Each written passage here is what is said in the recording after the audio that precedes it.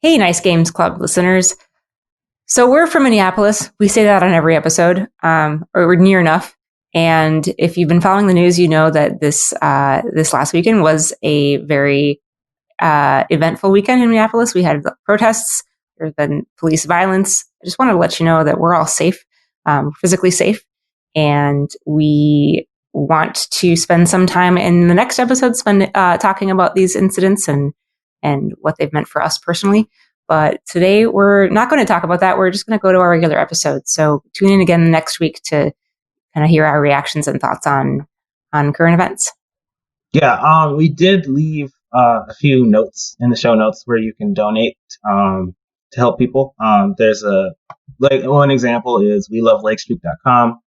There's also George Floyd's family's GoFundMe, and other examples too. So if you are able, please use those links to donate.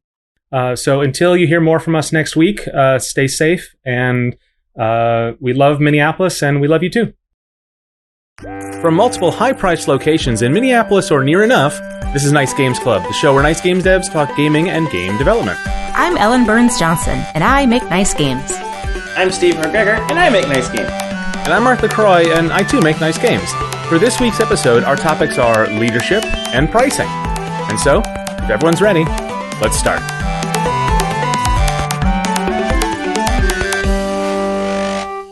Woo. I heard the song in my head as you were conducting those last few moments to Mark. It was like conducting it. Yeah, we're obviously, we're still remote. You know, we're not in the same place. And I think we mentioned this before, but Mark has some great ways of cueing us in. This time there was actual conducting to the beat going on. Yeah. It was good. This will never be as entertaining for listeners as it is for us. Probably not, no. That's very true. So what do we have to talk about today? I heard you were working on a new widget satchel thing. Where'd you hear that? From you? Oh, right. I told you earlier. Yeah. So, Widget Satchel's been out for a while, and the game itself, stories about that you can hear on previous episodes. But recently, I got access to the developer preview for a brand new mobile device called the Playdate. We talked about this when it was announced months and months ago. It's this cute little, almost perfectly square, but not perfectly square, yellow handheld gaming console with a black and white 1-bit screen and a crank. It's the cutest little thing. It's made by Panic, who so cute. They're a Mac iOS developer that also published Untitled Goose Game, and so they just decided for some reason to get into the hardware biz, and they worked with the folks at Teenage Engineering, who are famous for cute little synthesizers, to make this little handheld console, and they invited folks to it was a random drawing to get part of the developer preview, and the random number generator smiled upon me, and so I got a developer unit shipped to me, one of very few because their factories had to close down when COVID hit. So there is only about 300 or so developer units, so I feel very, very lucky to have been randomly picked of the people who wanted one. And so I'm like, well, what am I going to make for this thing? And I'm like, well, what would be great to make for it is a Widget Satchel spinoff. Some like a little mini game collection featuring Sprocket and pals that we can use to, expand the universe of Widget Satchel. Because one of the things I loved working on that game was writing up the setting and the places and the characters and the world of Widget Satchel and the expedition. And that was so much fun. And I really want to play in that world more. But I don't want to make I don't want to make Widget Satchel 2. Not yet. Anyway. Right, yeah. And I've got Metro Nexus. That's really the main thing on my plate. But this thing is in front of me now and is I'm happy to take a little bit of break from my other plans to focus on it for a little while. Hopefully not too long, but it just sort of the opportunity came. So I'm going to be toying with that for a little bit. And we'll put a screenshot or two in the show notes so you can kind of see what I'm thinking, what I'm working on with it. But yeah, it's for a little while I sort of had to keep it under wraps because they hadn't sent out all the invites yet, and they wanted to keep. They didn't want a bunch of people to get excited on social media and disappoint the folks who weren't able to get access. But as of now, they're like, okay, you can go ahead and tell people. There was never an NDA or anything like that. And I've talked on the show before. to completely change subjects about NDAs and how I feel about secrets, which is I hate them. But in this case, it was a case of just like they asked politely, like, "Hey, please don't, crow about this just yet." But now it's okay to. So here I am on the show, telling you how excited I am to play with this little toy. Yeah. It's so cute. I cannot overstate how adorable this little thing is. I wish I could hold it. I can't because I can't like come over to your place and do anything. Yeah. But the pictures of it make it just seem like such a delight to hold in your hand. And the little crank is so. It just seems like the kind of thing that you'd like to just spin for no reason. Yeah. But the idea that there's going to be gameplay attached with that little guy. Oh man, I'm so pumped. The ideas I'm coming up with are all mostly terrible, but just it's really quite incredible. Steven, you played with one of these at a dev conference a while back, right? Yeah, when I went to the Game Devs of Color conference, they had the play date there, and I forgot who developed it. I think it was the developers of Katamari Damacy. Yes. So is this like Crankin' Adventure or something like that? Is going to be it's like the flagship title for it, made by the Katamari folks. Yeah, and it was cool. It was interesting. It felt kind of gimmicky, but I guess that's the point, right? That is totally the point. Yeah, absolutely. Yeah. Right. And it's not supposed to be very expensive. What's its life supposed to be, $100 or something? I think it's $150 is the planned price. Oh, $150. Yeah, okay. Which is still pretty cheap for a mobile, but yeah, it's not an impulse buy, and I think that might limit its impact in the market. If it was $99, I think it would really, really, fly off virtual shelves for people who just wanted to play with the toy. At $150, it's a little bit more of an investment, and so I think the library of games is going to have to sell it. Right. And their model is really interesting. So the idea is that you don't really you when you get it comes with season 1 of Playdate games, and that is an unknown number of games, or maybe they're not quite settled yet, but you get one delivered to your console over Wi-Fi once a week, I think, for a little while. And it just sort of surprises you with new small games. And then in the future, you will then buy kind of a season pass for like season 2 or season 3 for a bunch of new games. And Panic is heavily curating what those games are. And so, as you know, I have access to developer forums now. And so presumably there will be a process by which you can submit your game for potential inclusion in these things, but none of those details are available yet. And the part of the reason is because Panic is, they're a small company, but the people working on Playdate, there's 5 people on hardware, software, services, the whole thing. It's 5 people. And so, love that. And what's great about that is that you can, the communication, at least with the developer forum right now, is really, really hands-on. You can talk directly to these people if you're part of this program now. And that program is going to expand and be public soon enough. So it's they're just keeping it small now so that they can manage it. But presumably they'll have to hire some community managing types to run forums and discords and stuff like that. And when they're ready, they will open it up to everybody, which I think is the point of this. Like, you can buy one of these devices and just put your own games on it, right? It's like a mobile device where it's every device there's no such thing as a dev kit, right? Every device works as a dev kit.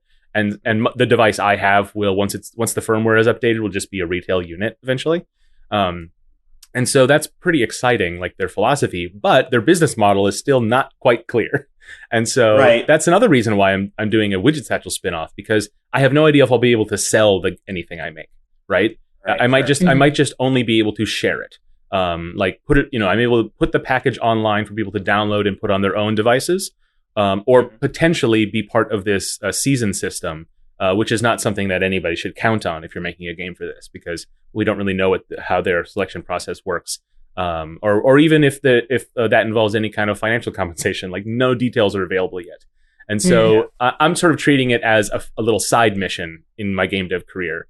And so now is kind of a good time for a side mission, I suppose, in everybody's lives. So I'm really enjoying it, but there's still a bunch of unknowns. But I'm not worried about that, because I kind of have a lot of sort of faith and hope in this team that's making it. And if it doesn't work out great, then I'm not going to be mad about it. Yeah. Cool. Well, that's exciting. It is. I'm looking forward to it. Yeah. We can just skip all of the Star Trek news that somebody put on this map. Nope, can't. I tried. It's a short one. Hey, wait, that's not the bullet I put in there. That's an extra bullet. It is one I put in the Mark. Wait, there's even more Star Trek news.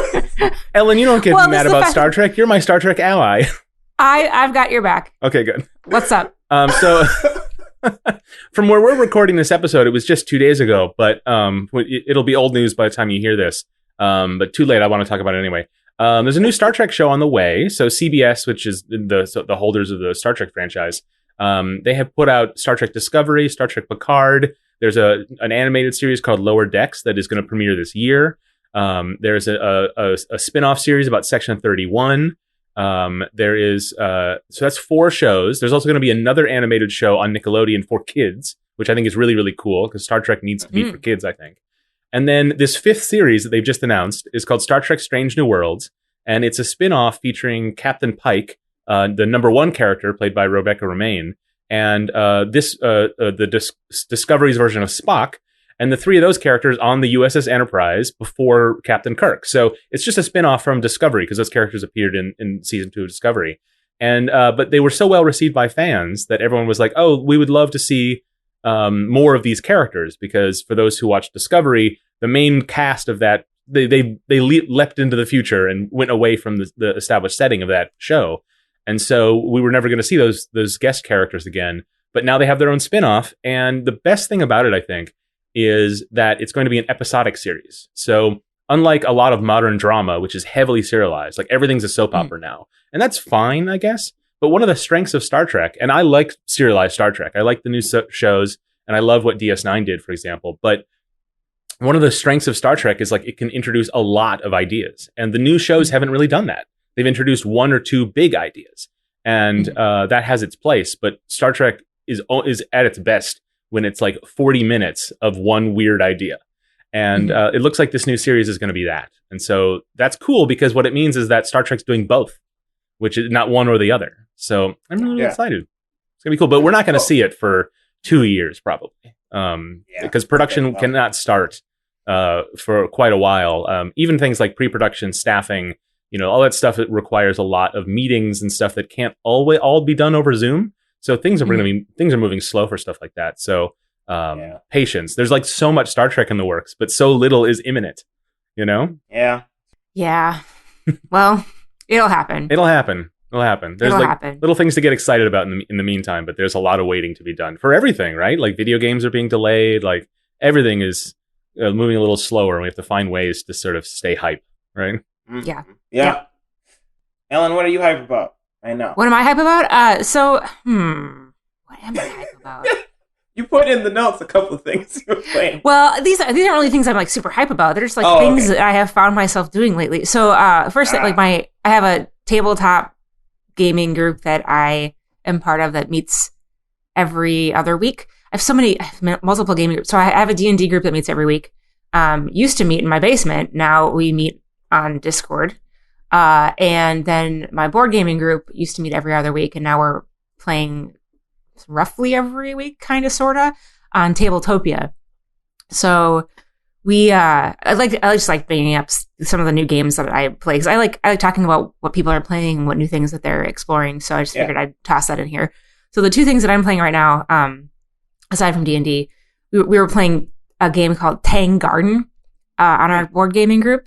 And that was really cool. Like beautiful art. And if you like kind of quirky themes and mechanics, I would definitely recommend checking this out, because it's a game where you build a garden and you are scored points based on how much you're like what your garden visitors see in the garden.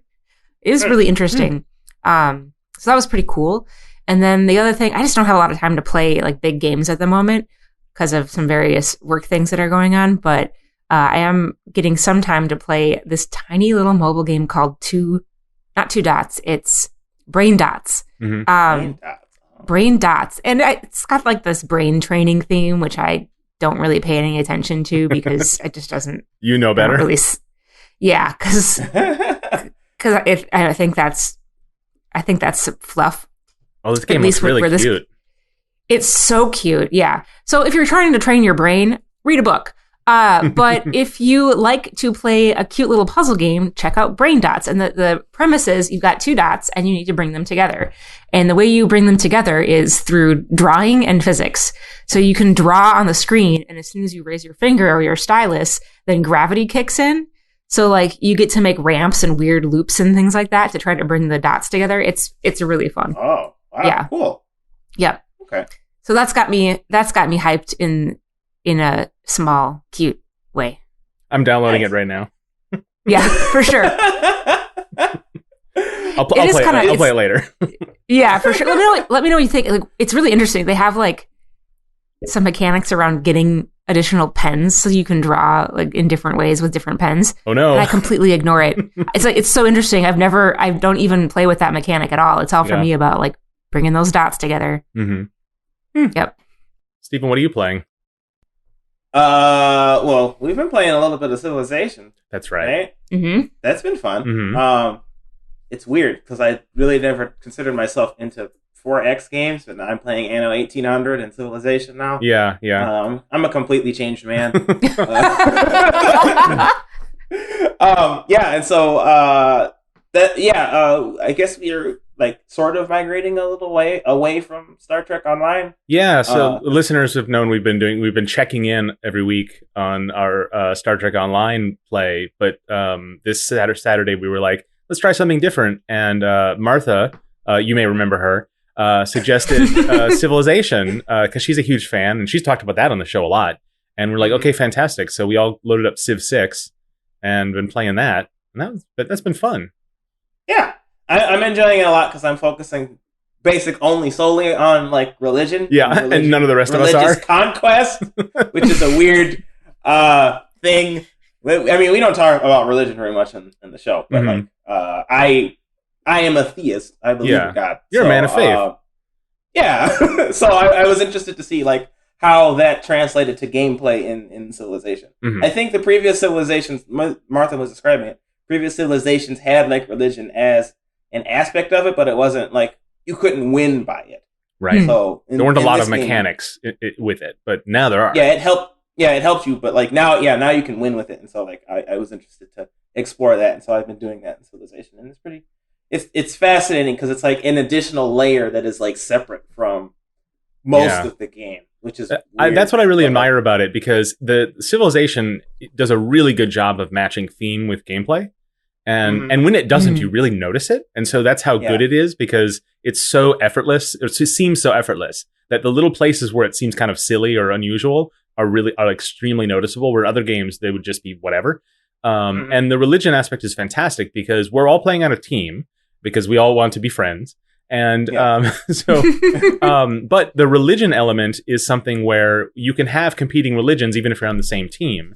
And because none of us want to get in Steven's way, because we know how nobody else is founding a religion. And so, what ends up happening is that Steven will roll up to your territory, just because, he's your neighbor and we're on the same team. And then all of a sudden I look at the stats as like the city view, and it's like, your city will be converted to Stevenism, like in 3 turns. And I'm like, what? Yeah, it's pretty great, at least from my perspective. And then you get tons of benefits from it, and then we get the light of the Steven, and which is also great. Yeah, it's But what's great about it is that it's like the mechanics exist in the background, kind of. That it's a whole separate system, and part of that might be because it's a new system to Civilization. So they might have just wanted to not have it interact as much with other mechanics to not rock the boat. Maybe that's the reason. But it has the effect of being very much like real world religion, where your alliances, your political alliances, your military alliances, your sort of social alliances are sort of separate from your religious alliances, which feel sort of kind of beside the point, but always there, which I find really fascinating. Yeah, I'm enjoying it a lot. Mm-hmm. I would like to, maybe in the show notes, Stephen, you can list out some of the tenets of Stevenism. I'm curious. They're all like mechanical benefits in the game, so I don't want to do that. If you worship Steven, you get +1 to something, right? Like that's I mean, forget everlasting life. Like, you want to. Yeah. Specific benefits in the here and now of your game. Right. That's also what's nice about it. You know, as someone who is not a theist, like seeing the benefits of religion being expressed as like cultural and societal alterations. To me, that's what religion is. Religion is culture, right? And it has effects on culture and art and politics. And civilization it doesn't and it recognizes that and treats that as a real effect, and that's kind of neat. I like that. Yeah. So Ellen, you're not playing with us because you're busy on the weekend, so you just hang out and watch. You watch Steven stream, right? For the next couple of weeks, we're starting something really big at work, and I am kind of finishing up some other things, trying to wrap some things up. So I don't have a lot of time to play, but I was able to watch Steven's stream. So I was able to kind of cheer on the march of Stevenism across the digital world. Yeah. And that was pretty cool. So yeah, I don't really watch a lot of streams. I think it's because I really I need to have a strong personal connection with the person that I'm watching. Mm-hmm. But I do really like watching like friends and family play games. So that was a cool way to get, stay involved, even if I wasn't going to play the game. Right. Yeah, it's cool. I'm looking forward. I'm missing Star Trek Online. It's like, because we get together once a week to play these games, like it is precious time. And so I want to play a bunch of things, but we all have other things in our lives, so we can't have 3 or 4 gaming sessions a week. We can't all have Ellen's schedule. And so, at least not with each other. And so I'm like, but I want to play Civ again. But like, the longer we go without getting back to Star Trek Online, the less likely we're going to go back at all. Which is like, but that's just the way of the world, right? Can't play everything. Yeah. I've started playing XCOM this week. And there's nothing else in my life. Like, it's like I need to stop playing that game because it can eat up a whole day. It's kind of crazy. I'll do like one mission and it'll take forever. It'll take like seemingly hours, and at the end it'll give you the after action report, and we're like, this took 9 turns, and I'm like, what? hey. But I'm really good. How Civilization works too. Yeah. But I don't play a lot of tactics games, but I really, really love the genre, and I feel like I've just missed out on all the big tactics games for other reasons, like aesthetically, or I just didn't see them come out. But I played Mario and Rabbids a while when that came out, and because I love Mario and I can tolerate the Rabbids, and and I love that game, and it really is. It has all the tactics conventions, right? It's my first tactics game, right? And I was like, I should really be playing way more of these. It's totally up my alley. This is exactly the genre for me. But I'm like, but I don't really love anything else about the other famous tactics games. But I got XCOM, I think on PlayStation Plus, so I didn't have to pay for it. And so I was like, okay, I'll give this a go. And yeah, I really, really like it, just as expected. So I don't know what took me so long. I don't know anyone who's played XCOM who hasn't really fallen for it hard. Yeah. It's super easy to get into it. It's even all of its pain points are kind of like just like whatever, they roll off your back. Like it sucks you in really, really quickly. And you fall in love with your squad, and they're all disposable. Like if they die, they do not come back. You do have an infinite supply of new people to put in your squad, but like you get really attached to the characters you make in the game. Like they get randomized names and appearances, but they feel like real people.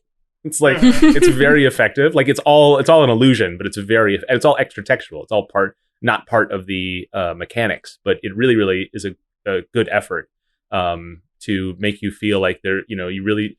It makes you less risky. Like you don't want to like risk a character, and you're way more susceptible to save scumming because if you get a bad roll, right? If like suddenly one of your characters because man, I'm playing on easy and there are still like 1-hit kills. Like my characters can go down if I make one mistake. It's really, really intense. Yeah.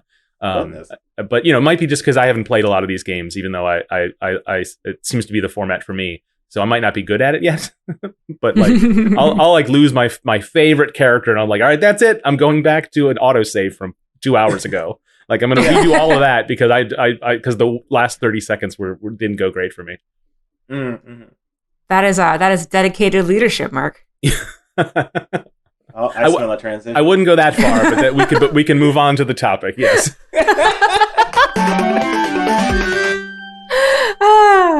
Yeah. we'll always go for the most awkward transitions possible. That's a guarantee. Yeah. It's a feature of the show. So yeah, really not a great, I don't think there's a great segue to be found from what are we playing now to this next topic. But one of the things we wanted to discuss today was leadership in games.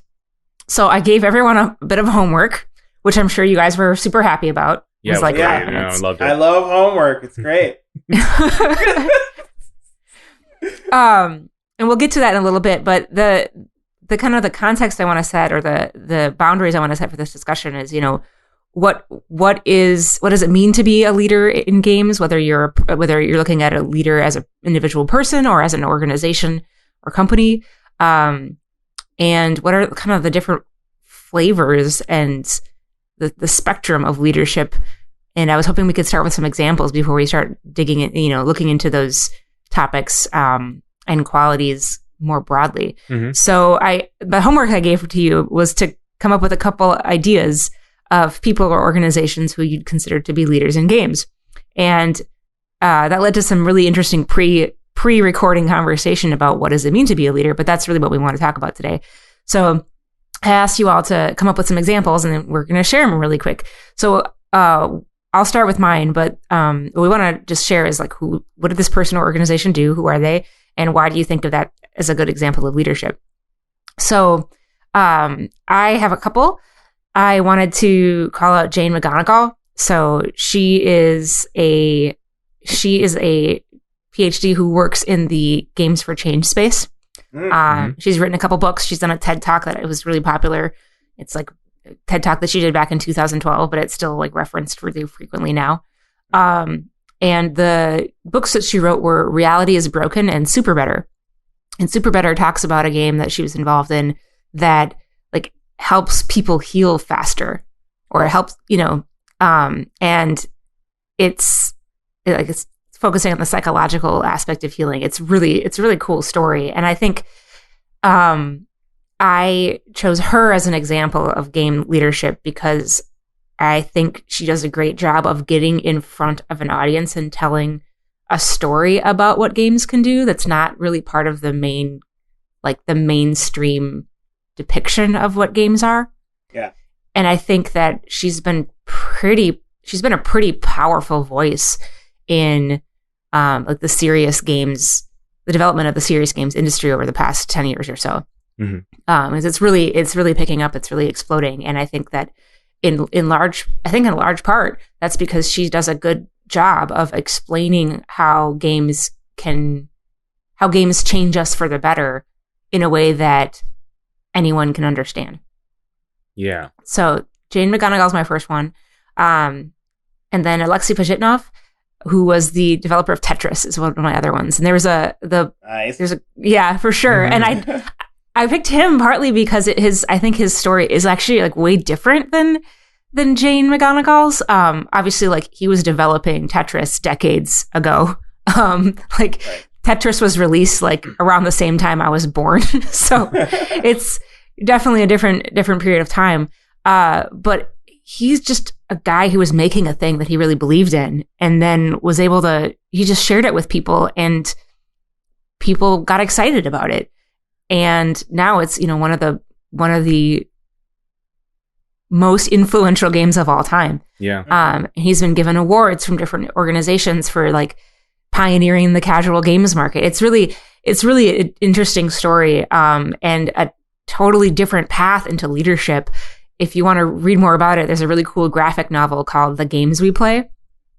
And it tells that story of how Tetris was created and how it came to the world in a graphic novel format, which I think is a great way of reading about autobiographical things. I should find more of that format of nonfiction. Graphic novel nonfiction is pretty cool. Yeah, I have that book.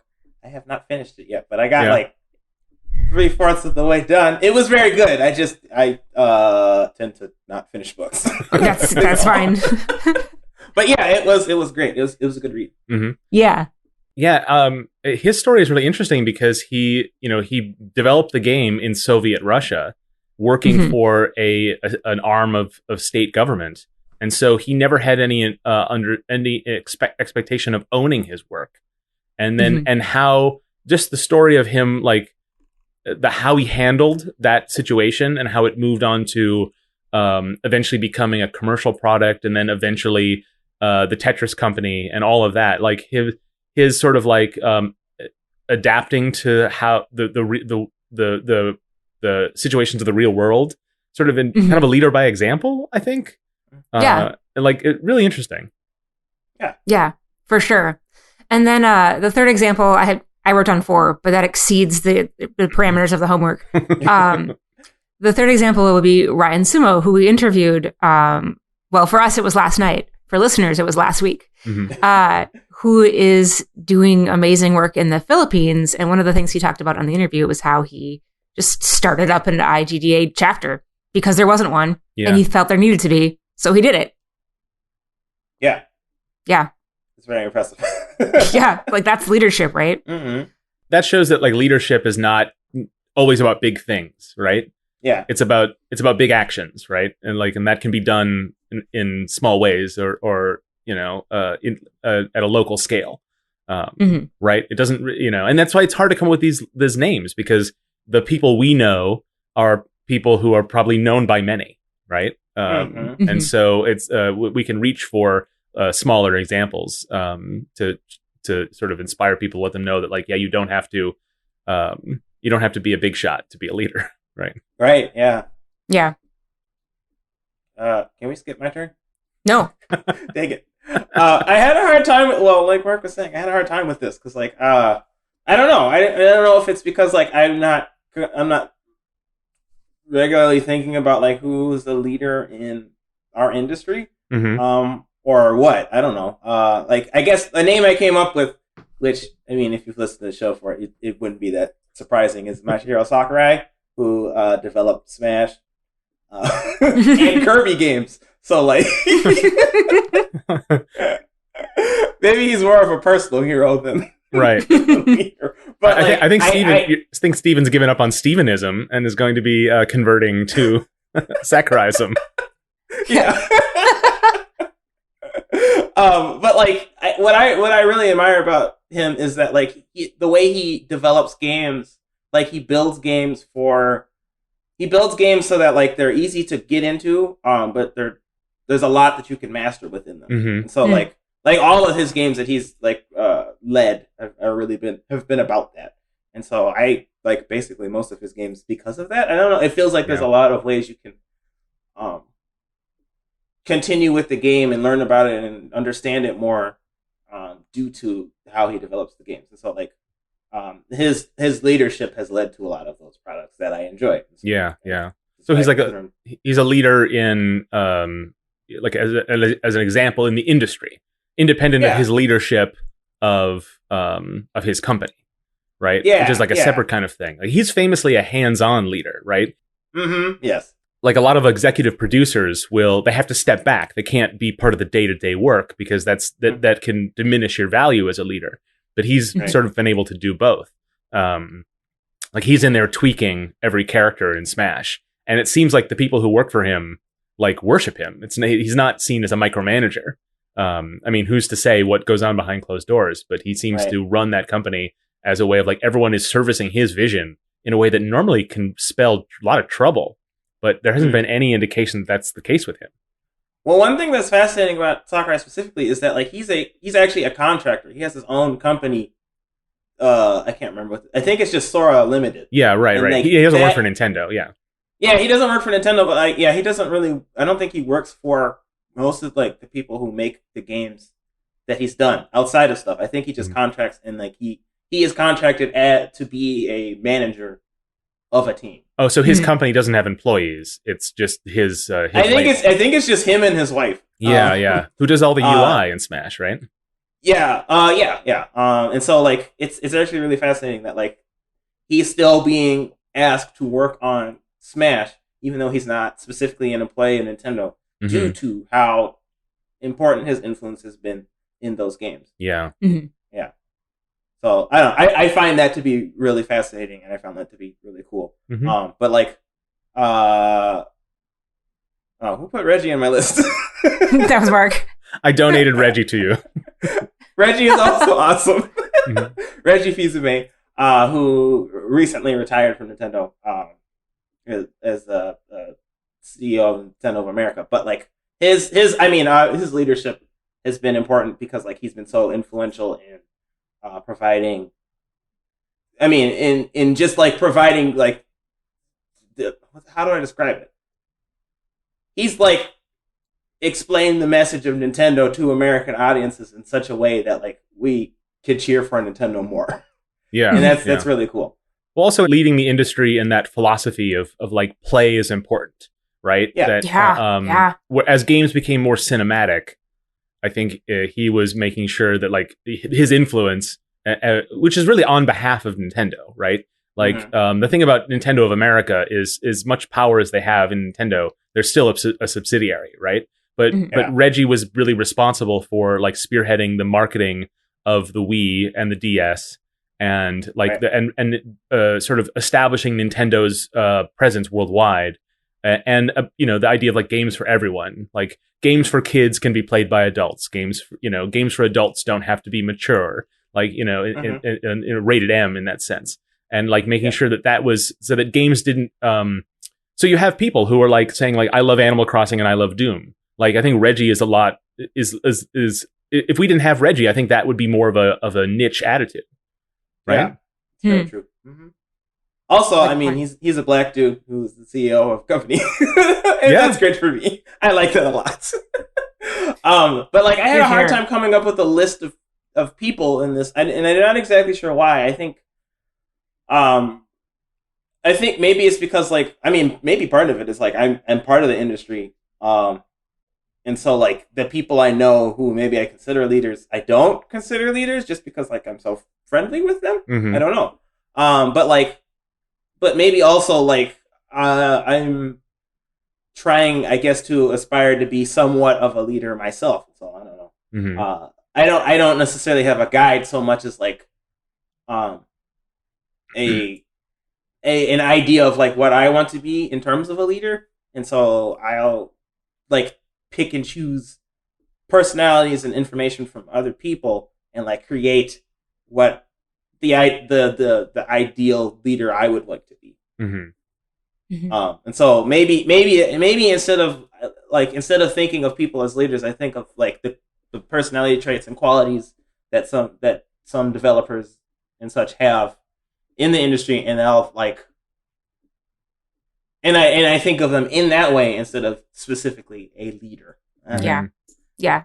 You think about their accomplishments and their way of being rather than like their status as leader, capital L. Yeah. Right. Mm-hmm. Well, let's come back to that. I want to hear Mark's picks. Yeah. So we were talking a little bit about before the show, like what is our definition here, and I think we've made it pretty clear that there's a pretty wide definition. Right. So I was thinking like, leaders in terms of like influencers, but I think it's getting more specific to, folks who lead folks. Thinking about, people like Tim Schafer, who serves as sort of like a public figure. So like Reggie or Sakurai to an extent, like someone who runs a team and sets an example, but also is a public figure who can influence the industry and influence culture. And I think he's done a pretty good job of talking about how like Double Fine is the sort of like high level indie, right? And they recently got bought by Microsoft, and so now he's an employee of Microsoft. And so and the fact that nobody is that gamers are not storming the gates of Double Fine with pitchforks and torches is a testament to how much people believe in him, right? Yeah. And so I think he's a pretty good example. And, everyone wants to work at Double Fine. And a lot of that is because of the sort of the culture there that he has inspired. And there's lots of documentation about it, right? Like Double Fine Adventure, the documentary about Broken Age. And so it's not really a mystery to a lot of people. And I think that's a really good example. But it also really reveals how many leaders like him are unknown to those who are not led by them. And so Stephen, you're like, it becomes very difficult to think of great examples without going towards obvious ones that just by their inclusion exclude so many others, right? Yeah. Mhm. So he seemed like a good example of something like that. Someone else that is sort of leads in a sort of a different way is Tim Sweeney of Epic, who a couple years ago is sort of an advocate, right? An ideological advocate. So a couple years ago, when Microsoft was putting out Windows 8 in the Windows Store, he went on a tear about how that was a closed system. And I wasn't totally on board with his criticisms then, but he runs Epic Games, which is a huge company, and he is not afraid to go to the press and say something that people won't agree with him with. Like, I think that is leadership in a sense of of just believing in what he believes in.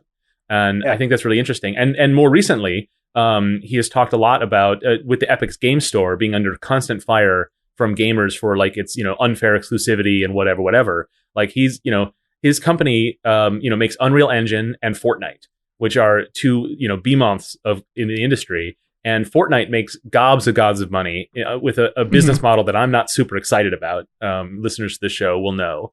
But he's taken all that money and he's basically given it away to developers. And Epic has awarded grants to competing game engines. It's hard to see evil intent in a lot of the things that Epic does. Like, if you know a little bit about how this industry works, like to see that someone who is basically cornered the market on battle royale games and is really taking it to Steam in the PC store market. Just seeing all the other things they do, just awarding money to people with no strings attached. To say that royalties on Unreal Engine are no longer going to be collected for certain people. Like, that's news that broke recently. And at the same time, the company just announced Unreal Engine 5, working closely with Sony on this incredible demo that everybody's talking about. But also, Tim Sweeney is now going and talking about how he loves working with Microsoft. Like, I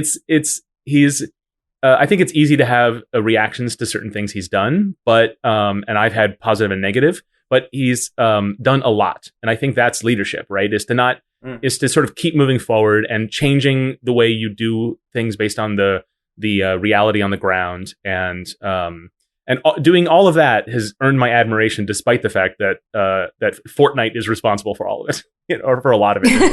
Anyway. So that's something. That's an achievement, I think. It's funny because I'm not really a fan of his, but the more I think about what he's done, the more I really admire the steps he's taken throughout the industry. Just because he's something, and that's the model I sort of aspire to, is someone who has strong opinions and isn't afraid to put them into effect. My last example is Adrielle Wallach. She is an independent game developer who is a community leader and started up Train Jam, which is something I didn't get to go on this year, and I'm very disappointed. Which is sort of sad. But the story is really fantastic. She rode an Amtrak one time and just thought, hey, wouldn't it be cool to have a jam on the train that starts when the train starts and ends when the train reaches the destination? Just a fun little idea. And then she turned that into this institution that gets sponsorships and supports marginalized developers by offering sort of scholarships to ride the train. Offer the Train Jam every year has a mentorship sessions with game developers who are on the train and industry leaders. Just what she has done is, and it's one of those things that unless you're really in the indie game dev community, you probably have not heard of her. But she did this amazing thing, starting from nothing. It's absolutely incredible. And just hearing about, I had to get my refund for Train Jam this year, and just hearing about how she had to get sponsors to front the money to provide refunds, because she wasn't going to get her refund of the multiple $100,000 it takes to rent an entire train. She wasn't going to get her refund right away, but she put in the extra work to raise money from the companies who were helping to sponsor the Train Jam, so she could deliver refunds as soon as possible. Because a lot of the people who go on Train Jam, even those who don't get the scholarships, who pay the price, a lot of them are indie devs with not a lot of money, and she knows that. And she it didn't occur to her to do it any other way. And so I have tons of admiration for her and for people like her who, start these things and just like keep that incredible indie spirit in a way that helps people, right? Because there's like leadership in service of a product, of an idea, and then there's just leadership in direct service of others. And I think that's the kind of leader she is. And I'm very, very an admirer of that. I really like the way that you just laid that out, because one of the things I wanted to go to next was, what are the qualities of a leader? And there was kind of this dichotomy kind of in my mind that was building of leadership where there's a person making other people do a thing to get a result. Yeah. And then there's leadership where there's a person creating something, whether that's a movement or a conversation or an organization or an event or a product that shows people where they could go. Yeah. There's a book that I haven't read, so it's probably not something I should mention, but it's on my list. It's called Leaders Eat Last. Mm-hmm. And it's kind of about the idea of servant leadership. And I think that's kind of related to the story of Adriel you were just saying, Mark, where she didn't like take someone and say, you're gonna make games on a train, go. She said, hey, wouldn't it be cool if, and I'm gonna try to make it happen so that others can enjoy it. And I think part of the reason why you are kind of drawn to Tim Sweeney's action as a leader is because he's kind of maybe doing some of that too. I mean, in engaging with competitors or creating, giving grants to alternate engines and stuff like that. He's not like, he and Epic aren't just saying, hey, we're making this product and you should buy it. They're trying to elevate the industry overall. Yeah. Like and I think getting power and then doing something with it. Right. Getting power and then doing something to share it. Mm-hmm. Yeah. Right. Yeah. I think that's what I think of leadership. That's what I think of. I don't think of leadership as like the general in front of the army. I think of leadership as the people who show up and try to empower others. Mm-hmm. Mm-hmm. Yeah, that's very true. Yeah, I think that's important. I think that's an important quality, really, to just having a leader, just because like that's what you need to build more leaders and build more community, is like somebody who can empower others to feel like they can be a leader themselves. Mm-hmm. Yeah. So what, if you're going to be specific, like what qualities do leaders in games have? What are some of the things that you described and some of the people that you brought up? But like, if you were to be specific about qualities that those people have, how would you describe those qualities?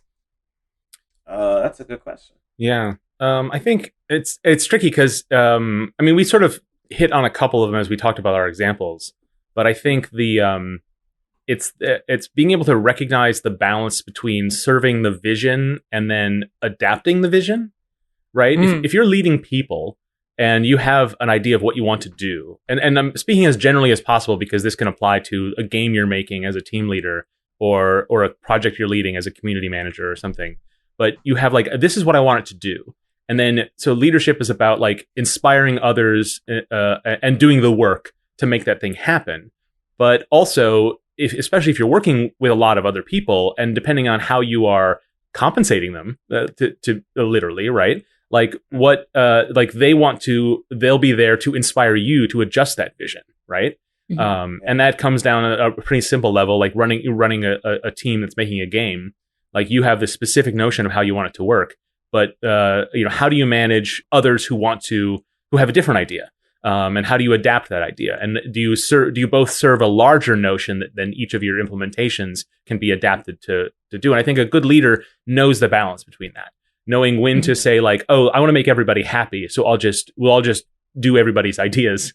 But then that kind of can hurt the ultimate goal, and so you want to say, sometimes like, this is what it is, and I need to sell it to my team, right? Or I need to convince them that even if they don't like it, that they will be okay with it, right? Mm-hmm. And then sometimes being able to say like, I need to make a change because I can't sell this, right? And so that can be giving up a little bit of your vision rather than just saying, oh, that's a great idea, I'll do it, right? A lot of people think that like, if I impress the boss, they'll do my idea. But sometimes the boss needs to say, oh, you know what? If I don't adapt, then there'll be long-term consequences. So I will give up on something I believe in to an extent in order to service the larger vision. So and that's not something you can calculate it. And it's not something you can really do case by case. You have to kind of have a set of your own rules for when you do that and how, and then make sure everybody knows what those rules are, right? Or how you make those decisions. But also you do need to be flexible because doing it one way or the other, right? Mm-hmm. Yeah. Yeah. So just a lot of headspace, right? You need to be always monitoring what's happening. It's a good analogy and a visualization of leadership that I like, where it's you've got a bunch of people and you're trying to work your way through really dense forest, and you're trying to get to a place that's far away that you can see if you're up high. But to clear your way or find your way through the forest, you have to have people down below the tree line to move things along. And so the leader is the person who's up top saying, okay, we're headed in the right direction. Keep doing what you're doing, or we're not headed in the right direction. We need to adjust. But isn't going down to the forest floor saying you're not holding your axe the right way. Yeah. Right. Yeah. And I think that it's kind of an interesting image that summarizes what you were saying, Mark. I think a good leader in games needs to have a strong sense of creative vision. Probably not everybody. I'm sure there are leaders in games who maybe we didn't mention who are not necessarily on the creative side, but also good, strong communication skills to help communicate that vision in a way to others that gets them excited to be involved in it. Yeah. I think you hinted at it a little bit too, Ellen, that you need to be able to trust, a good leader needs to be able to trust their people under them. I don't know how, that's not a good way to describe it. Underlings. People on the ground. Yeah, people on the ground. You need to be able to trust the people you've asked to be part of your team or are part of your team to do the job that they were asked to do. Because if you micromanage them, then you're not going to be able to see everything from higher up and be able to steer the ship, so to speak. Yeah. I think that's important.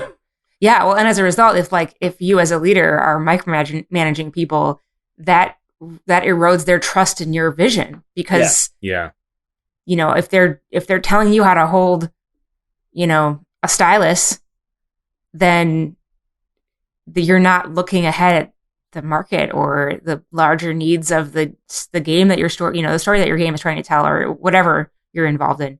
Right. So it limits what you're able to do because you're spending time doing something else, right? Exactly. It's on a real practical level.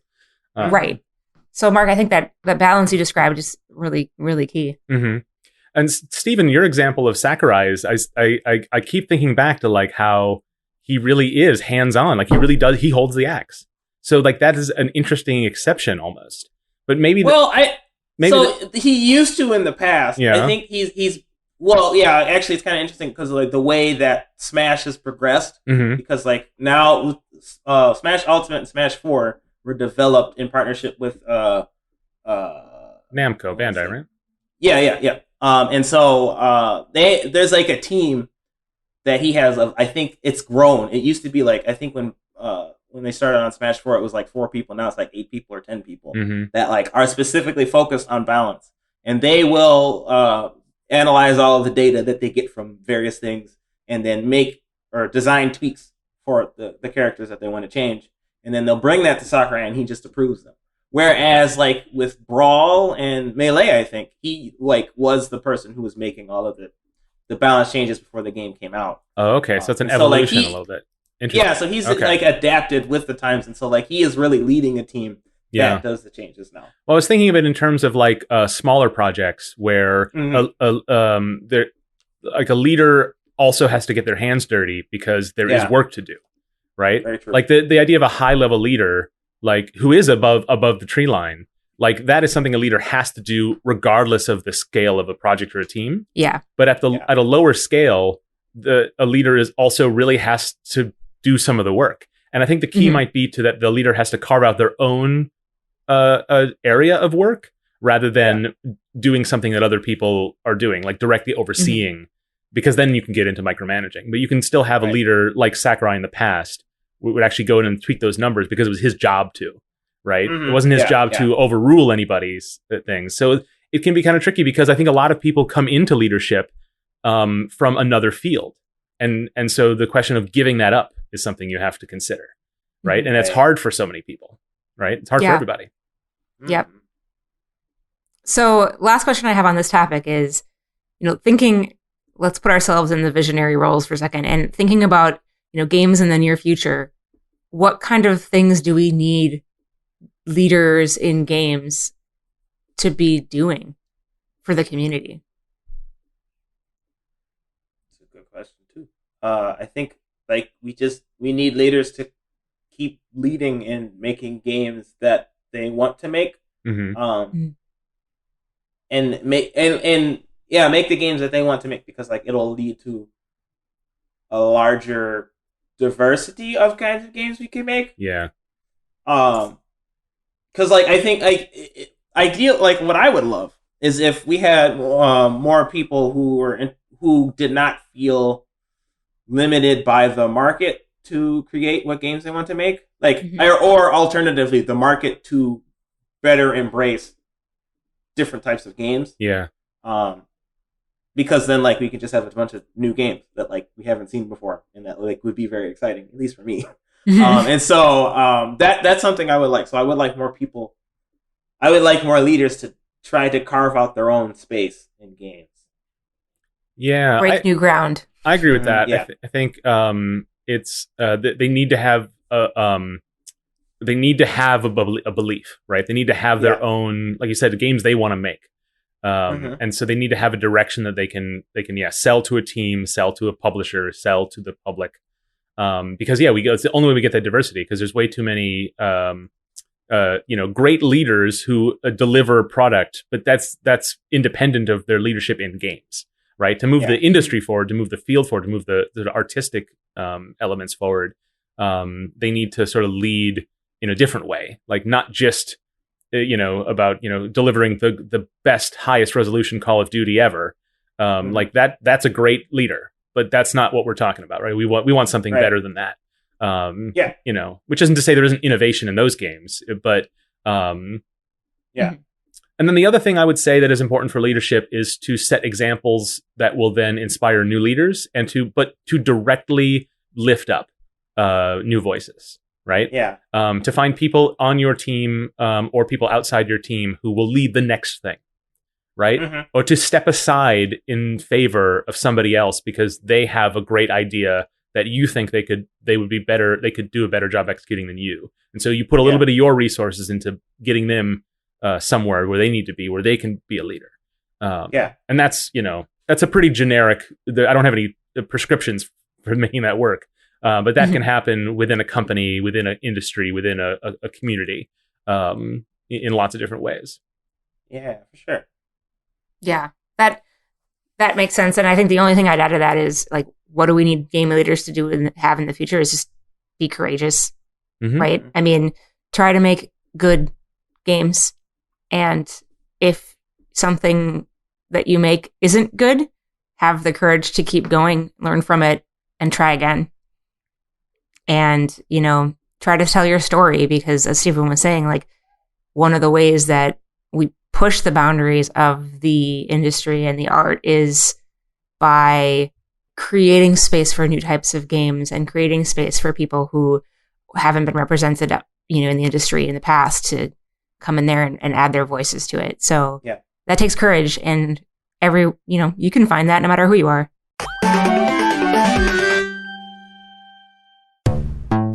You can be a leader in the Nice Games Club community if you fill out the feedback form.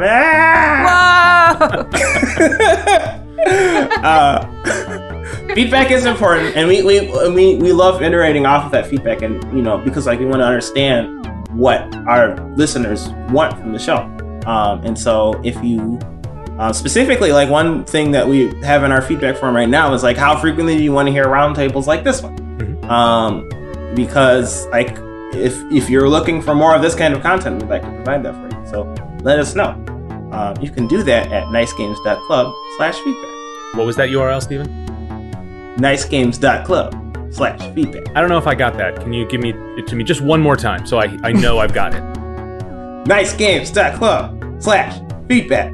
Okay, I think I'll remember it. Okay.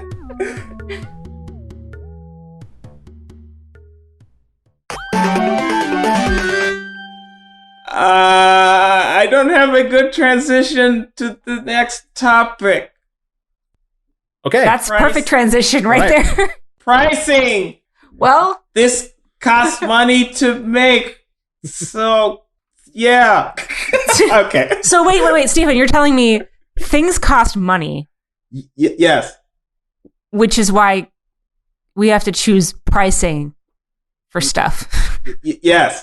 Yes. It all comes full circle. So like, but You guys how are do both you, doing excellent work right now, I have to say. thank you, Mark. Okay. 177 episodes. This is what we've got. We've gotten really good at it. Yes. So yeah, making games is expensive. Mhm. But games are also expensive. So like you have to like balance that. I would contend that buying games is not expensive. Well, I don't know. Arguably, they're a lot cheaper than they have been in the past, for sure. Yeah. But like, I think it is still expensive, depending on like what games you're trying to buy. Like PC games, arguably are cheap, but you still need a decent PC in order to run them. And then consoles, are $500 a pop, $300 if you got a Switch, whatever. Yeah.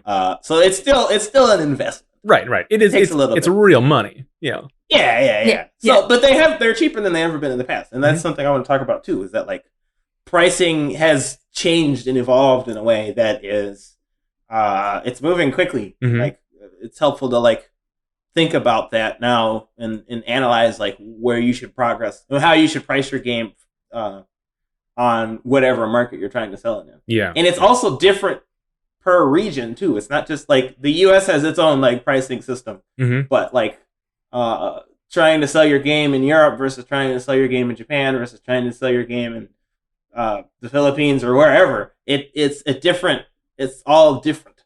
So like that's something that I'm not going to get into because I don't know specifics. I know a little bit about kind of that. market. I can speak to that, which is when you and a lot of people who've published on Steam have seen this, where Valve has a tool for setting prices in all the regions in which it sells, and Steam is a worldwide platform with no sort of region locking by default. That is, and so when you set a price, it actually recommends based on that price what you should sell in other regions. And a lot of developers do that and think it's a simple exchange rate, but it's actually not. It actually takes into account the markets of those regions, and it says like, oh, you're selling this game for $15. You should sell it for this many rubles or whatever. And you're like, okay, great, that's an exchange, but it ends up exchanging back to like $5 or something. And and that can be a really hard lesson to be like, I do not want to sell my game for that cheap in that region. Right. And Valve has mechanisms to prevent people from like falsely hopping regions to get a game for a cheaper price. But the thing is that games markets are different everywhere because of the sort of economic liquidity and mobility of the populations in those places. And I know when pricing Widget Satchel, I had a very hard time agreeing to those recommendations, and I didn't agree to all of them. And knowing full well that it would have dire consequences for selling in those regions. But it's definitely something that the developers should decide on their own. Like it's okay just to like see that recommendation and go for it, but you should at least understand. You should at least quickly do the calculation and know what you're selling your games for in those regions. And so the fact that they offer that tool and that is really good because it means that you can actually compete in those markets. But they should probably maybe do a better job communicating what's happening there. But other than that, for other platforms, you don't really have any tools for that. You have to do your own research. And so if you're going to sell a game on consoles or on other stores, might not be a bad idea and you're not planning on selling on Steam, which I don't know why you're not. If you have a particular stance about that, that's a good resource to find that information.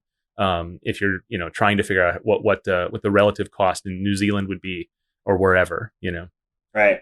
Yeah, for sure. But I do want to bring back though, Mark. You were right that like games are cheaper to buy than they ever have been before. Yeah. Because like there are so many indie games being created now that are priced at $20 or cheaper, and there's a bunch of free to play models now. So like you can get access to AAA games for free, and there are regular sales specifically. I mean, especially on Steam, but like in all of the markets really that like make games cheaper to purchase, even if they were a more expensive game at the get-go. And so like that's something that to keep in mind as a developer if you're trying to sell your game, that like people are thinking of games as a cheaper medium now. Yeah. Actually, this is fascinating because I've been taking a class called Digital Media and Culture, and for the most part, I have not liked it because a couple of our classes have been, why do people take selfies? Which, to be fair, can be interesting, but I don't care. I'm sure it's interesting to some people, but like we actually did go over like the music industry and how the music industry has changed dramatically because of the introduction of being able to stream music. Yeah. Like it's so ubiquitous now that people don't see much value in actually purchasing music and would rather just get access to streaming services so they can stream their music. Yeah. Yeah.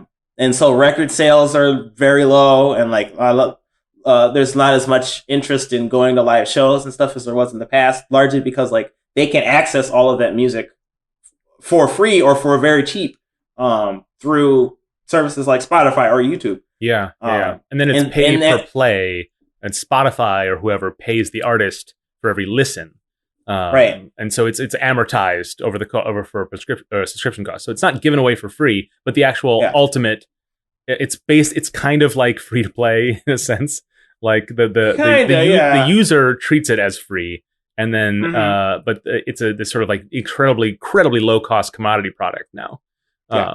And the way that market works is like the songs that get the more listens you get, the more money you get off of people's using streaming services. But like the people who actually make most of the money from those services are like the top 5% or 10% of songs that get regular listens. Yeah.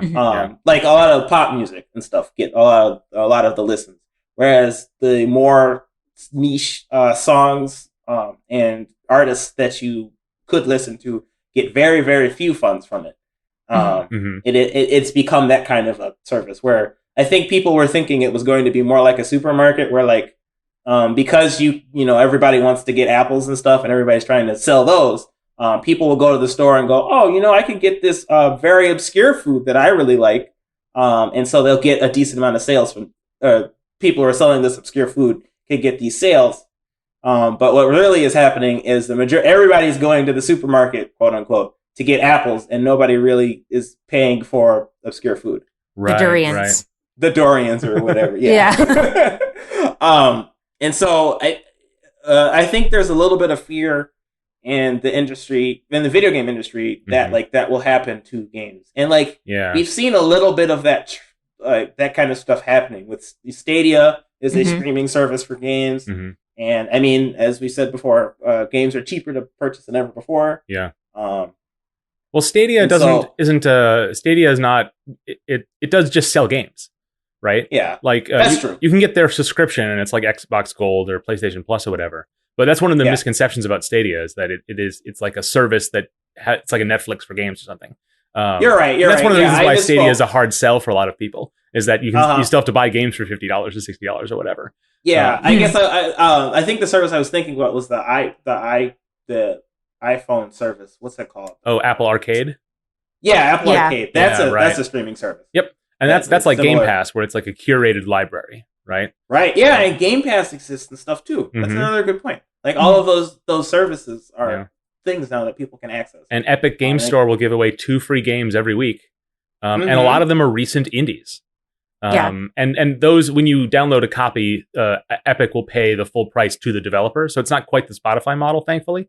But in terms of user psychology, what reason does anybody have to buy any game ever again the rest of their life? Right? There's already a lot of places where they can get a lot, as long as they don't worry about choosing it for themselves, but they will have lots of options within that selection, letting other people curate it. And if you're not in those libraries, then the psychology of users is now your game is a much harder sell at any price. Mm-hmm. Mm-hmm. Mm-hmm. Yeah, and not to mention that sales are so frequent that like even if like your game comes out reasonably priced, people will go, "Oh, I'll just purchase that on the summer sale or whatever." Right, and they'll just wait and get it for a cheaper price, so you end up making less money off of the sales anyways. Mm-hmm. So how the heck do you price your game in a way that makes it tantalizing for consumers to purchase your product? I think that's something that we're struggling with as an industry to figure out, because like there's not a clear metric for that, and the ground is shifting constantly. Yeah. Mm-hmm. Well, yeah, like when like the N64 was out, like everybody just priced their games at $60 because like everybody was doing it. No, that's not true. Oh, is that all right? And Nintendo 64 games had random prices between $60 and $90. Yeah, Super Mario 64 I think was $75. In 1996, I guess I wasn't buying the games. Yeah, you're a little younger, right? Yeah, I mean, I wasn't either. I was 10, so. But yeah, one of the things I think people are always surprised to learn is how expensive a Genesis game was, or whatever. That's true. They were very expensive back then, but they were expensive, and I guess there was I want to say there was a smaller range in which they would price games. They were all still on the upper end of pricing for the most part. Mm-hmm. I think like $75 in old timey money too. Yeah, right. Exactly. Yeah, that's a lot more money than it would be now. Last century money. Yeah. So, I guess like one thing to consider when you're trying to price your game is that I think a lot of players view your price as like the quality of the game that they will end up getting, right? Even if that is not, because they know nothing else about your game, right? The price is a even if like they signpost, read the little paragraph of the snippet and it's like, oh, this looks interesting, but like how quality is it? They look at the price and go, oh, this is only $5. It's probably not that great of a game, so maybe I'll buy it because like I can spend a weekend on it or something. There's a bunch of different ways to see it in that way, but like I think generally speaking, games that are like $20 or less, they'll think a lot of. Well, actually, it's more like maybe it's like 10 or $15 or less. Mm-hmm. People will think of that game as like a lower quality game where they're not necessarily going to get a ton of content for the money that they get, but like it could still be worth the price. And then like the cheaper it gets, the less they expect from the game. Yeah. Like if your game is $1, they're not going to expect a lot. Right. Yeah, and I think all the mixed messaging and weird psychology and different business models makes it so that, and this has been, I think people have a hard time believing it, but occasionally someone will come out with the data to prove it, which is that if you sell your game for $6, it will not sell better than if you sell it for $12. Like it will not sell a single copy more. And so why would you price it that low? And so there's a lot of people wondering and not solid answers as to like what the perfect price for a video game is. But like when you say, am I going to price it for $15 or $20? Like, it could be, well, the psychology ends up being like about round numbers. So $15 is like indie priced. Like, but $16 is way too expensive for an indie, like in a weird way. And then $20 is like, okay, what does $20 mean, right? Or what does $30 means a AA high quality game that you might think is a AAA game if you squint a little bit. Like that's not true. Like that's just what people think.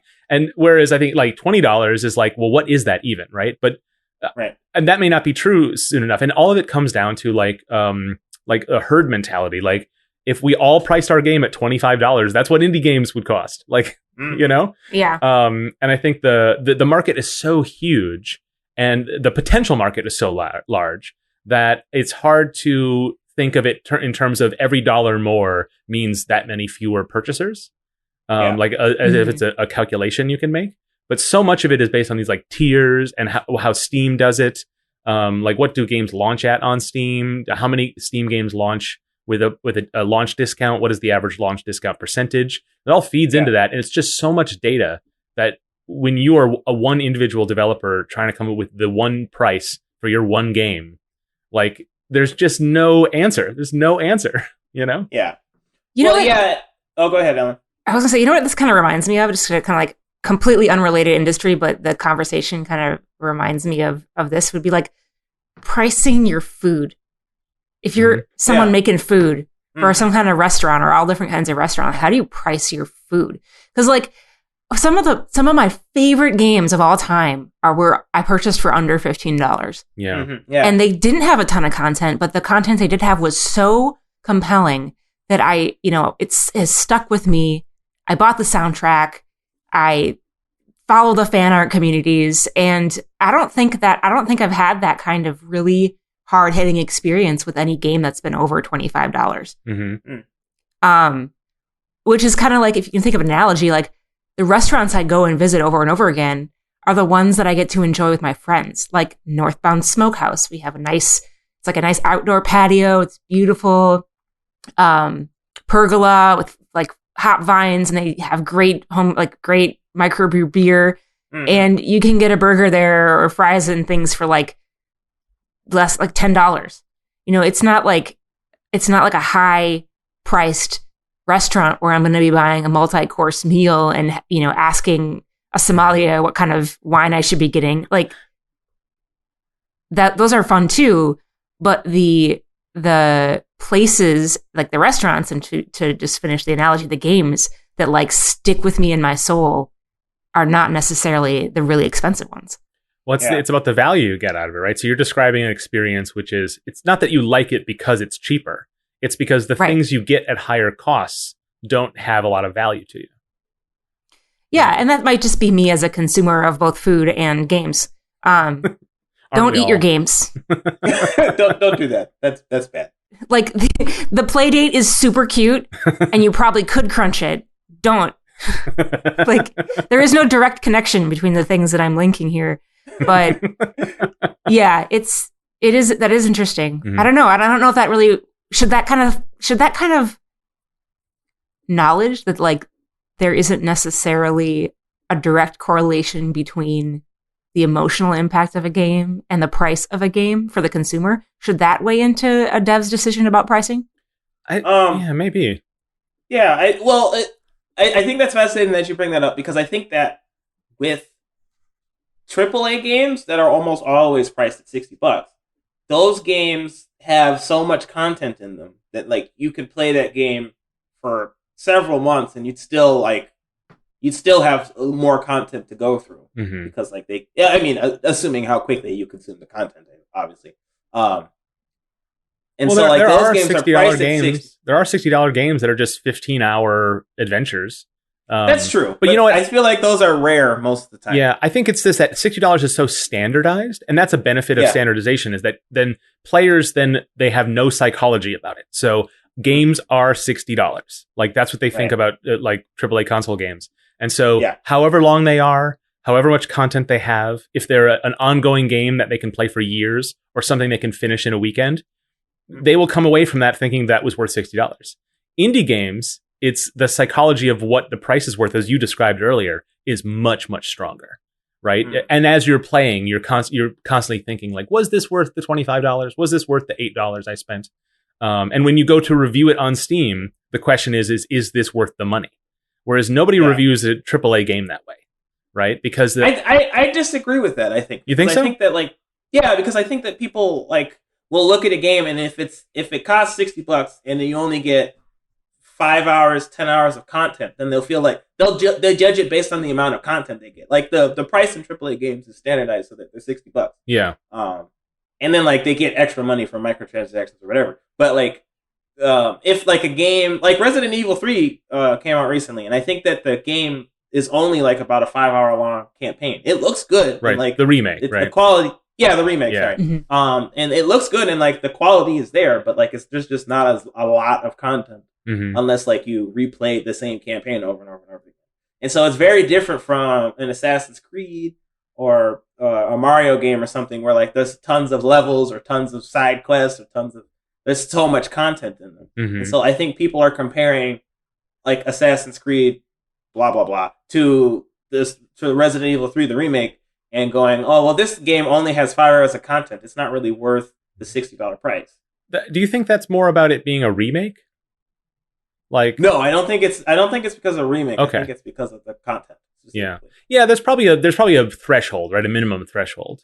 So maybe we're both right. There's a point at which you could say this wasn't worth the AAA price, but once you've crossed that point, I think players stop thinking about it, right? Yeah. I think that's a good point. Yeah. But I mean, that makes it so that like you have to get to that threshold. Oh yeah. It's why you can't sell your indie game for $60, right? Yeah. Yeah. Exactly. So you should be able to, though. Yeah, I agree. Because like you could put in a lot of time into making this game, and that's what you have to consider with the price too. Is like you spent 1 year, 2 years, 3 years, 10 years working on this game. Yeah, and you need to try to make some of that back. Yeah, thinking about the food that Ellen you were saying, like the cost of like how you price a hamburger is, I mean, unless you are like in the luxury restaurant game. You price it based on the cost to make it and the materials it took, right? So labor costs, overhead, the tiny fraction of the rent, whatever. And it's a challenge, right? To a good price. And there's psychology too, right? Like people will pay $10 for a hamburger and fries at a sit down restaurant, but they'll probably pay $6 at a fast food place, right? So there's some psychology at play regardless of cost, but that is a much larger driving factor. Whereas with video games, like there have been people who have begged developers to actually consider this, to track like how much it costs to make their game and then price their game accordingly. But no one on earth has ever done that, as far as I know. Like, because you can't. But then the flip side of that is that there's almost no overhead to selling copies. So if you make a game and you spend a little time on it and you sell 1 million copies, it didn't cost you more to make more copies. All right. Because we're not putting them in boxes anymore. And so that can really fool you into thinking that, and that's what the iPhone model was, is apps are $1, right? And so it's fine because you can sell so many of them. But like that ended up, that's the death knell for pricing in this industry, right? And I'm sure that's not news to anybody. But yeah, we don't think about what it costs to make it, and players certainly don't care because they can't see that all the time, right? Yeah, I think we talked about this a little bit with Ryan Sumo about transparency, and part of the reason that we could say players don't care is because players don't know. Exactly. First, I hate tracking time working on stuff. I really hate it. Yeah. But yeah, I mean, like now I feel like, well, maybe I should be doing more of tracking of how the next game that I work on, maybe I should do more to track how much time I spend on whatever I'm doing, because then that would be an interesting, like, even if it doesn't necessarily represent all the work that goes into that game, just showing a little slice of what it took to make that little piece of content or whatever, whatever my contribution is, could be helpful in moving the conversations around pricing forward, for the whole community, for the industry at large, like between devs and consumers. Yeah. I wanted to just kind of take a personal take on this and talk a little bit about how my husband, Eric, and I think about ROI on games totally differently. Yeah. Well, first of all, we think about it as ROI, right? So like the way that he thinks about, investing in a game is how much content he gets per dollar. Yeah. So that makes sense for him, I think, as a player, because when he gets a game, he just plays it until there's nothing left. He sometimes does that. If he finds a game that he really likes, he just plays it until there's every single number has been counted, every single tile has been explored, every single storyline has been, completed, and every single quest has been checked. Yeah. So I think that makes sense for him. And as a player who's a little bit more completionist than I am, it makes sense for him to do that, right? Because if he spends $60 on a game, but he plays it for 180 hours, like that's a really good price per, really good price per hour. You're not going to be able to find any form of entertainment or activity, I think, that has a better price per hour. For me, though, I really think of it. I think of it more in terms of like the emotional impact that I get from that game, and so the price doesn't really matter so much to me, because if it really hit me hard, then it's almost worth any price. And like if I think about it, like going to live theater can be a really emotional experience, or like going to a live concert can be a really emotional experience, and I'll drop, sometimes significantly more than $60 Mm-hmm. to go to an experience like that. And that concert or that play is only going to last 3 or 4 hours. Yeah. So if I play a game that cost $60 that gives me an emotional experience as powerful as one that I would get if I went to something that was like a stage play or a concert for a group that that I really love. Yeah. That's still a good return on investment. Yeah, there's just so many factors in like pricing the game that it's really difficult to know how to do it.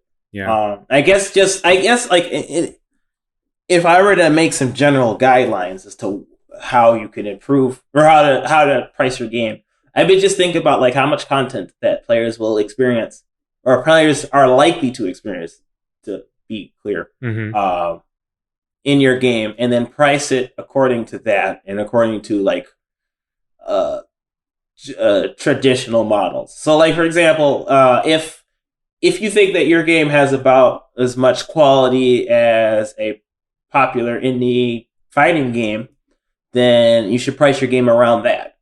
Yeah, right. Like all of this, like what you should price games at is all well and good for like if you can dictate the market. But if you're an individual developer, you really do just have to follow what's there, right? You gotta stay competitive. You have to survive. Mm-hmm. Mm-hmm. Right. Mm-hmm. So yeah, I guess that's as a general rule, look at how other games of your amount of content, how they're pricing their games, and price your game accordingly. Yeah, and I'll say the thing we've said on the show before, but like your game should like I don't care what your game is, it should not be $10. It should be $15. If you think you should price your game at $5, if you think it's like a little simple thing, it should be $5. Just sell it for $10. Like you should like you'll put it out and it won't sell that much, and you'll really think, oh, I should have priced it cheaper. No, you wouldn't have sold more. I think that's that's not a 100% true fact for every scenario, but it's like a 95% true fact. I willing to venture is that indie developers, especially if it's their first title, will always scare themselves into pricing it too low. They'll put it on sale too early, and they'll, and that's just how it goes. And once it's out and it sells as well, then you can start slashing prices to sort of try to gin up as many sales as you can. Once it's out there and it has it's made its impact, right? Then you can start putting it for 80% off if you really have to. But when for your initial price for your game, it's so easy to like damn yourself with a $7.99 or whatever, because you think, oh, it's only going to take 2 hours to play. So it's like, I don't know. I mean, let people criticize it for it being too short. But the thing is you will still sell the same amount of copies, so that's just as much as like it's very dire. I think that remains at least my personal recommendation. And if you two can sign on, it could be the recommendation from the show is that like most indie games should cost at least $15, regardless of what's in it. But there are certain times when you say like, this has enough in it for me to sell for more than that, or this has so little in it that I will sell it for 5 or 10. Like that, there are ways, but it has to have very little in it, I think, for me to let you, if it was up to me, price it as low as $5. Yeah. Well, one example of a game that's $15 and is really only like a 20-minute experience is 30 Flights of Loving. Yes. Yeah. It's a 20-minute long game and it's $15, but like it's an experience that I think is worth the price. And its novelty might help it get away with that. And the psychology of gamers is that it's so different and so weird, and it's that I think it's I should say it's cheaper than it has been in the past, because this game has been out for a long time. Oh, years and years. So like it's $5 now, but like it earned that price because it's been out for so long. But even a 20-minute game at $5 is something that people would have developers would have a hard time pricing their game that high for a 20-minute experience. So even that is still the case. But as it originally launched. Don't be afraid. It's because that psychology that Stephen was mentioning. If it costs $15, people will think it's worth $15. And so this is a case where we all as indie developers kind of have to do our part to hold back the tide, if that makes sense. Yeah. And part of me is willing to admit that maybe each of us might suffer a little bit. Like, I don't have the numbers in front of me. Like, I do believe you won't sell fewer copies at 15 than you will at 10, but maybe you will. Maybe you'll sell a few. Maybe your ultimate profit will be slightly less. I don't know that. I don't really believe it, but who's to say exactly? But if everybody gave in to that fear, then suddenly all games would be $10, and soon enough, all games would be $5. And so it is kind of up to us to, going back to leadership, like, we're all in this together, and all of our actions influences each other's actions. And so, please don't price your game too low, because it hurts all of us. Yeah. Don't make it a race to the bottom. Yeah. Like, march on your path. And what is it? What's the like no impact camping rule? Is leave the place better than you found it. Yeah. Like, yeah. make the space for indie games and indie game developers better than you found it. Mm-hmm. Don't price your game too low. Hey, that's our show. If you liked it, please leave a 5-star review in your favorite podcast app. I mean, this is free and you get quite a lot of content, so I'd say it's worth at least 5 stars. If not numbers of dollars, but we don't ask for that. So please. And hey, while you're doing that, tell all your friends about the show as well. And if you're interested in any of the topics we talked about in this or other episodes, be sure to check out our website, nicegames.club, for more show notes and links to resources. Like with playtesting our games, we're always looking for feedback on the show. So you can go to nicegames.club/feedback to tell us what you think. You can get in touch with us directly on Twitter at nicegamesclub, where Dale tweets game dev resources and pictures of cats. That's a promise. Or by email at contact@nicegames.club. Ask us questions or give us suggestions for topics. So until we start again, remember to play nice and make nice.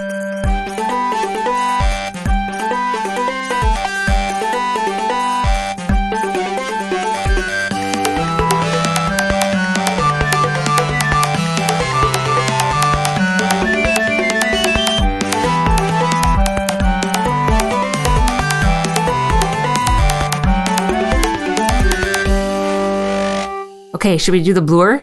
Let's do it. Before we start, should we do both of the blurs? Let's do the Yeah. second one and then do. Let's do the second one after the fact in a separate Okay. recording. Sounds good. Okay. Sounds good. As long as I don't forget.